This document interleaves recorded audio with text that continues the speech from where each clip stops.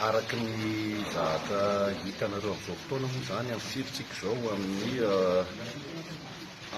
folo ora sasany alina no tonga eto amin'ny fampanohavana ny Raisa. Tsara ampahafantarina anareo fa tsy ny sambory ny Raisa fa tonga nanantona ny tompon'andraikitra amin'ny fanadihadiana teo anivon'ny brigade criminelle.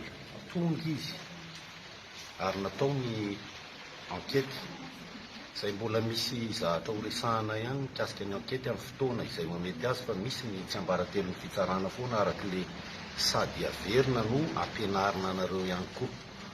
Zao zany tsika mahita réunir ny condition ahafahan'le olona any amin'ny hôpitaly, any amin'ny clinique noa izy no nentina makaty amin'ny fitsarana amin'izao fotoana izao. Inona le mamaika le rahana mahafantatra araka ny lazaina teo hoe tsy ny sambory misy tsy niaretena nataiza fa tonga ny tolotena tonga namalo ny fiantsoana azy.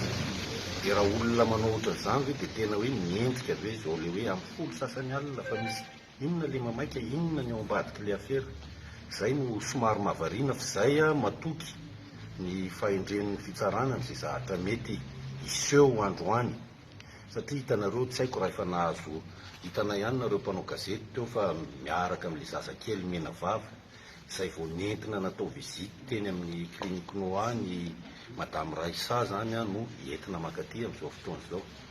Dia tsy miditra lalina amin'ny mikasika an'ilay votoatin'ilay raharaha izay forme izay fotsiny fanajana an'ilay zon'ny reny sy ny zaza voateraka atao hoe herinandro mahery kely.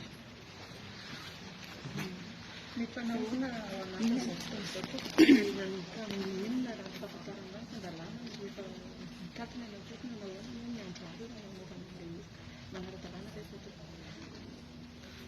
Tsy hoe manara-dalàna sy tsy manara-dalàna, io moa ny tompon'andraikitra ny fitsarana ny mahafantatra an'izay hoe ara-dalàna rehefa tsy ara-dalàna ro zany hoe izy mivoana mivoaka kely amin'ny zavatra mahazatra moa zany misy ny atao hoe legal, fa misy ihany ity rehefa deferena ny fitsarana ndraindray am'raika ambin'ny folo alina am'roa ambin'ny folo alina vao vita fa raha deferena maray.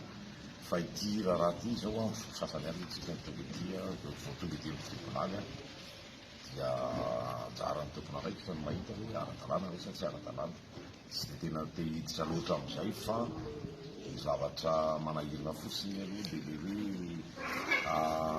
maika aloha araka ny namako teo inona le zavatra tena mamaika. Ary amin'izao dia efa manararoatra ihany manararoatra manamafy le resaka farany be dia be ny zavatra diso voizina eny amin'ny